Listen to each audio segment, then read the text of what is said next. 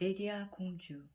그런데 금빛 보탑 상자에서 보물을 꺼내다 보니 아름답게 반짝이는 보물들 사이에 그림 한 점이 들어 있었는데 그 그림 안에서 무궁무진한 보물들이 나오고 있었다. 왕이 그림을 펼쳐보니 투명한 다이아몬드 눈을 가진 공주가 그려져 있는 인물화였다. 그림 속 공주의 눈은 두 개가 아닌 하나였는데 보석처럼 아름다운 눈에서 별 모양의 눈동자가 반짝이며 보물이 나오는 것이었다. 왕이 그림 속 별 눈동자를 보는 순간 평소 그를 괴롭혔던 고민들을 해결할 지혜가 떠올랐다. 다른 사람들도 왕을 따라서 그림 속 공주의 별 눈동자를 보며 같은 경험을 했다. 멀리 공부하러 떠난 자식을 그리워하는 부모는 별 눈동자 안에서 자식의 모습을 보았고, 이웃나라와 큰 무역을 앞둔 상인은 큰 이윤을 남길 장사 수완을 찾아냈고, 학문을 연구하는 학자도 커다란 성취를 얻었다. 다이아몬드 눈동자는 우주의 별을 만들어낸다는 북두 구성의 빛을 간직하고 있어서 눈동자 안에서 무궁무진한 보물이 만들어졌던 것이다. 눈을 마주치면 원하는 것이 다 이루어졌다. 마음이 밝은 사람, 믿음이 강한 사람일수록 소원을 성취하는 속도가 빨랐다. 하나로 빛나는 눈동자 안에서 온갖 오묘한 조화가 일어났다. 사람들은 그림 속의 공주를 다이아몬드 공주라 부르며 아끼고 사랑했다.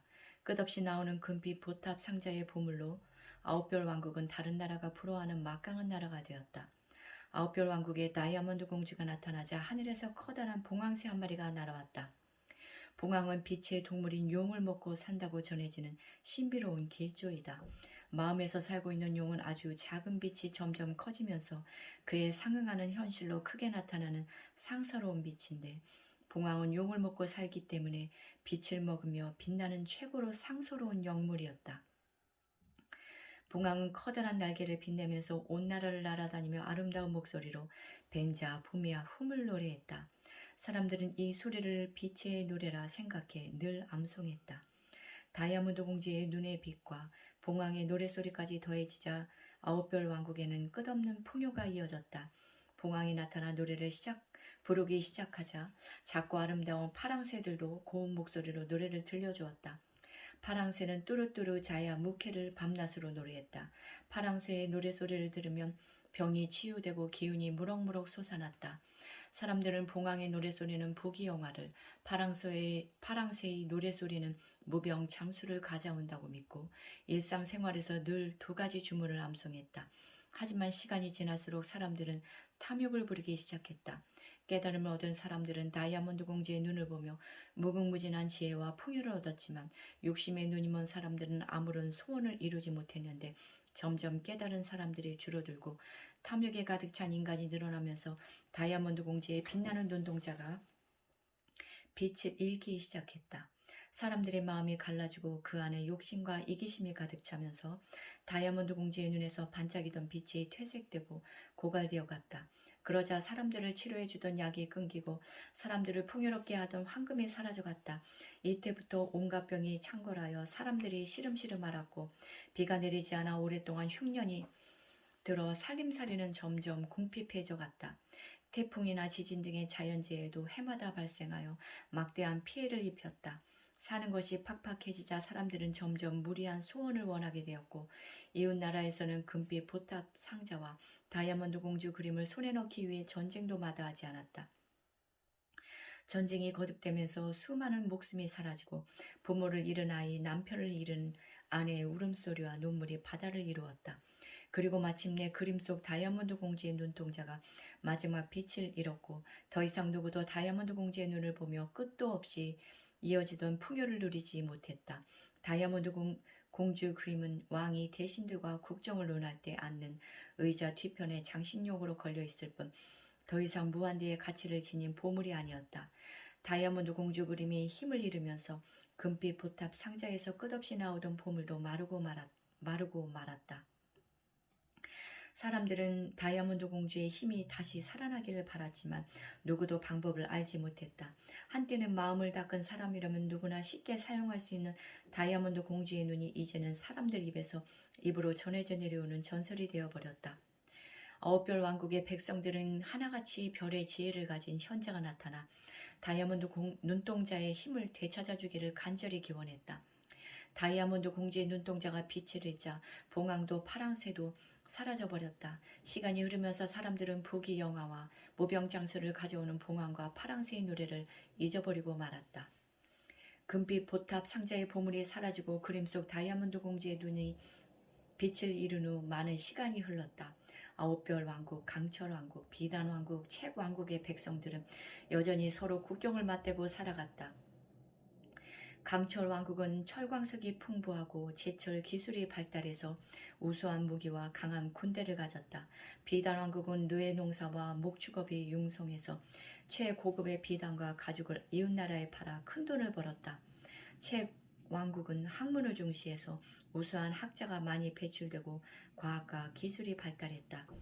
아홉별 왕국은 네 왕국 중에서 가장 눈부신 번영을 누렸는데 현명한 샛별왕이 다른 세 나라의 장점을 받아들여 강력한 군사력과 활발한 상업과 뛰어난 학문을 발달시켰다. 네 나라는 자국에서 자랑하는 분야를 이웃 나라에 수출하고 부족한 부분을 수입하는 방식으로 조화롭게 공존했다. 하지만 평화는 오래가지 않았다. 강철 왕국을 다스리는 강철왕은 강력한 군사력을 앞세워 이웃 나라들에게 위협을 가하기 시작했기 때문이었다. 일곱별 왕국을 둘러싼 국제 정세는 급박하게 돌아갔지만 이 와중에도 백성들의 마음을 다독여주는 기쁜 소식이 전해졌다. 북두구성의 빛이 내려와 하나로 빛나는 여의주의 눈동자처럼 떨어지면서 마리나 왕비의 몸으로 들어가던 날 왕비가 임신을 하고 온 나라의 밤이 나처럼 밝아지던 날 예쁜 공주가 태어난 것이다. 아홉별 왕국의 백성들은 어두운 밤을 나처럼 환하게 밝혀준 아기 공주를 어둠을 빛으로 바꾸는 아이라고 부르며 새로운 빛이라는 뜻으로 이름을 레디아 공주라 하였다. 모두 한마음으로 빛나는 북두 구성의 기운을 받고 세상에 나온 아기 공주가 자라서 좋은 정치를 펼쳐주기를 바라며 공주의 탄생을 함께 기뻐했다. 아홉별 왕국을 다스리는 샛별왕은 왕궁으로 대신들을 불러 대책을 논의했다. 다이아몬드 공주 그림 아래쪽에 앉은 샛별왕을 중심으로 각 부처의 대신들이 모두 모여 회의를 시작했다. 폐하, 강철왕국 군대가 이미 국경에 도착해 언제든 아홉별 왕국을 공격할 준비를 마쳤습니다. 아홉별 왕국 국경 수비대가 그들을 막을 수 있소? 샛별왕의 질문에 국왕 대신이 잠시 머뭇거리다가 대답했다. 아홉별 왕국 국경 수비대는 비단 왕국, 채왕국이 보유한 군대보다 훨씬 강한 힘을 가지고 있습니다. 하지만 나라의 모든 힘을 군사력을 키우는 데 사용하는 강철 왕국 군대를 상대하기엔 역부족이옵니다. 샛별왕이 크게 실망하며 긴 탄식을 내뱉었다. 비단 왕국과 책 왕국의 도움을 요청하기로 한 일은 어떻게 되었소? 이번에는 외무 대신이 나서서 대답했다. 비단 왕국과 책 왕국은 우리를 돕다가 강철 왕국으로부터 보복을 당하는 것을 두려워하고 있습니다. 두 나라의 도움을 기대하기는 어려울 듯합니다. 샛별왕의 표정이 어두워졌다. 강철 왕국이 요구하는 것이 무엇이오? 우리나라를 공격하지 않고 군대를 돌리는 대신 영토의 절반을 내놓으라. 으름장을 놓고 있습니다. 재무 대신의 말을 들은 샛별왕이 손으로 얼굴을 감싸며 괴로워했다. 백성들의 사랑과 존경을 한몸에 받고 있던 마리나 왕비가 위독하여 나라가 온통 근심으로 가득한 이때 이런 일이 벌어지다니 참으로 애통하구나. 샛별왕은 다이아몬드 공주의 눈동자가 힘을 잃은 이후 오랫동안 흉흉해진 왕국의 기강을 바로 세우고 가난한 백성들에게 선정을 베푼 지혜롭고 강한 왕이었다. 하지만 강철 왕국의 무리한 요구 때문에 깊은 시름에 빠졌다. 왕궁에 모인 대신들도 고개를 떨구며 슬퍼할 뿐 뾰족한 대책을 내놓지 못했다. 내 목숨이 얼마 남지 않은 듯하구나. 너는 속히 은하서로 달려가 물불 스님을 모셔오너라. 아홉별 왕국 마리나 왕비가 침상에 누워 힘겹게 시녀에게 말했다.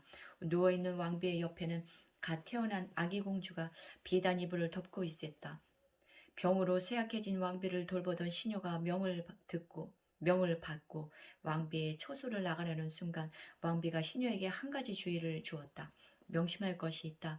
누구에게도 내가 은하서로가 물불 스님을 왕궁으로 모셔온 것이 외부로 알려져서는 안 된다. 시녀가 난감한 얼굴로 마리나 왕비에게 조심스럽게 물었다. 왕비마마, 아래옵기 황공하오나 왕궁의 경비는 삼엄하기 이를 데가 없습니다. 어떻게 다른 사람의 눈에 띄지 않고 물불 스님을 모셔올 수가 있습니까? 왕비가 엷은 미소를 지으며 부드럽게 말했다. 너는 그런 걱정을 할 필요가 없다. 물불 스님께 말씀드리면 그분이 해답을 주실 것이다. 왕비의 말에 표정이 밝아진 시녀가 급히 발걸음을 옮겼다. 시녀는 한 걸음에 은하사로 달려가 물불 스님에게 말이나 왕비의 말을 전했다. 은하사의 물불 스님은 중년의 비구니였는데 맑고 깊은 눈으로 상대방과 눈을 맞추며 기품 있게 행동했다. 왕비께서 다른 사람의 눈에 띄지 않고 나를 만나려 하신다니 필시 나라에 큰 병고가 일어날 것이다. 물불 스님은 자신에게 무거운 책임이 맡겨질 것임을 알고 있었지만 고민하거나 망설이지 않았다. 마치 산책을 나서는 사람처럼 밝은 표정으로 가볍게 움직이며 왕궁으로 떠날 채비를 마쳤다. 시녀는 왕비의 주의 사항을 물불 스님에게 말하며 대책을 물었다. 왕비님은 물불 스님께 말씀드리면 된다고 하시지만 사실 왕궁으로 몰래 들어가는 것은 불가능합니다. 문과 창마다 경비병이 있는데도 왕비께서는 은하사의 물불 스님이 왕궁을 다녀가셨다는 것을 누구도 모르게 하라고 하십니다. 이 일을 어쩌면 좋습니까? 물불 스님이 의료 도구들을 챙기며 별일 아니라는 듯 말했다. 왕비님의 병이 깊어지자 샛별왕께서는 나라 안팎의 이름난 의원들을 초청해 왕비의 병을 치료하려고 오랫동안 노력하셨다. 너는 나를 왕궁으로 데려가 책 왕국에서 온 여의사라고 소개하거라. 그러면 왕비님이 처소의 은하사에서 온 스님이라는 말을 하지 않아도 들어갈 수가 있다. 물불 스님의 말을 듣고도 시녀는 머뭇거리며 쉽게 발걸음을 떼지 못했다. 물불 스님이 의아하여 물었다. 어서 앞장서지 않고 무엇을 주저하는 것이냐. 왕궁에는 의술로 이름난 어이가 있어 왕비를 치료하러 온 의사들의 실력을 판별합니다. 온 세상에 이름난 의사들이 9별 왕국으로 찾아와 왕비님의 병을 고치겠노라 호언장담을 했지만 이들 중에서 어이로부터 허락을 받고 왕비를 진료한 사람은 한 손에 꼽을 정도입니다. 그 방법으로는 왕비님을 만날 수 없습니다. 게다가 왕궁 안에서 거짓말을 하다가 발각되면 심한 벌을 받게 됩니다. 물불 스님이 크게 웃으며 시녀를 안심시켰다. 나는 일찍이 세상을 돌아다니면서 온갖 학문을 익혔는데 책 왕국에서는 의학 공부를 열심히 했었다. 나는 은하사의 주지 스님이기도 하지만 책 왕국에서 공부하러 돌아온 의사이기도 하니 너는 왕궁에서 거짓말을 하는 죄를 짓지 않아도 된다. 아무 걱정 말아라. 물불 스님의 말을 들은 시녀는 그제서야 얼굴이 밝아지며 나는 듯 달려 왕궁으로 향했다. 7별 왕국은 웅장한 건축물이어서 멀리서도 잘 보였다. 금빛 보탑 상자가 황금과 보물을 쏟아내던 시절 지어진 왕궁의 외벽은 황금칠이 되어 있어서 약한 빛을 받아도 금빛으로 반짝거렸다. 왕궁 주변에는 적을 막기 위해 땅을 파고 물을 채워놓은 해자가 이중으로 설치되어 있었다. 시녀가 왕궁 앞에서 신분을 확인한 후에야 도개교가 땅으로 내려왔다. 커다란 정문을 통과하자 잔디를 깎고 포석을 놓아 길을 만든 앞마당이 나타났다. 한참을 걸어가야 할 만큼 넓은 앞마당만으로도 9별 왕궁의 규모를 쉽게 짐작할 수 있었다. 왕궁 안으로 들어가 긴 복도를 지나가자 천장이 굉장히 높은 홀이 나타났다. 발소리가 사방에 울릴 정도로 넓은 홀의 한가운데에는 왕궁의 어이가 일행을 기다리고 있었다. 그대가 왕비님을 치료하겠다고 책 왕국에서 온 의사요. 7별 왕국의 어이가 묵직한 목소리로 물었다. 어이는 백발이 성성한 노인이었는데 50년 동안 의술을 갈고 닦아 7별 왕국에서 가장 뛰어난 의학 지식을 가지고 있었다. 온 세상의 의학 서적 중 어이가 모르는 내용이 없을 정도였다. 책 왕국에서 온 의사로 변장한 물불 스님은 왕국 제1의 의사 앞에서도 조금도 위축되지 않고 공손하면서도 힘있게 대답했다. 그렇습니다. 7별 왕국 왕비님께서 위중하시다는 소식을 듣고 도움이 되고자 한걸음에 달려왔습니다. 어이가 퉁명스럽게 대꾸했다. 지금까지 여러 의사가 이 약을 처방하고 저 치료법을 행했지만 왕비님의 병은 점점 더 나빠지기만 했소이다. 당신이 뛰어난 의사라는 것을 증명하지 못하면 왕비님을 치료하는 기회를 얻지 못할 것이오. 어이의 말투는 얼음처럼 차가웠지만 물불 스님은 평온한 표정으로 태연하게 대답했다. 의사는 병의 가볍고 무거움을 따질 뿐 신분의 가볍고 무거움을 따지지는 않습니다. 환자가 있으면 전력을 다해 치료할 뿐입니다. 왕비님을 뵙기 전에 제가 치료해야 할 환자가 있다면 보여주시기 바랍니다. 어이가 손짓하자 체구가 장대하고 온몸에 근육이 붙은 청년이 다가왔다. 일곱벌 왕국에서 가장 솜씨가 좋은 나무꾼입니다. 한 끼에 세 사람의 몫의 밥을 먹고 충분히 햇볕을 쬐고 나무를 베면서 누구보다 많은 운동도 합니다. 그런데 몇 달 전부터 시름시름 앓기 시작했습니다.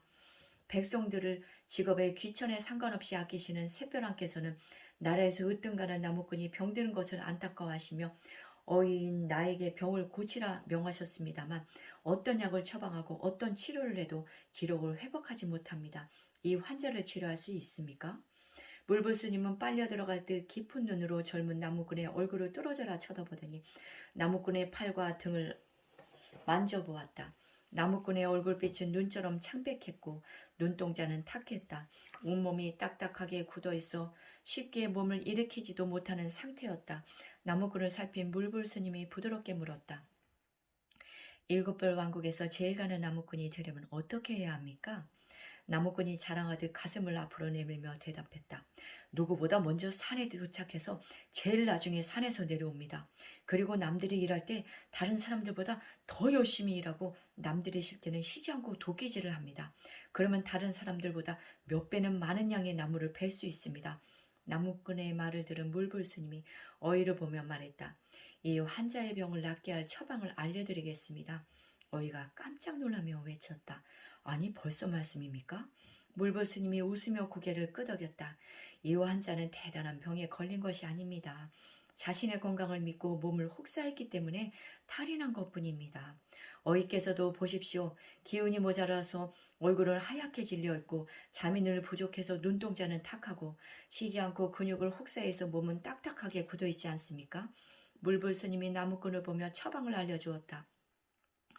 앞으로는 쉴 틈 없이 일하지 말고 50분간 일하고 10분간 쉬세요. 처방을 들은 나무꾼이 난처한 표정을 지었다. 하지만 의사 선생님, 저는 잠시도 가만히 있지 못하는 성격입니다.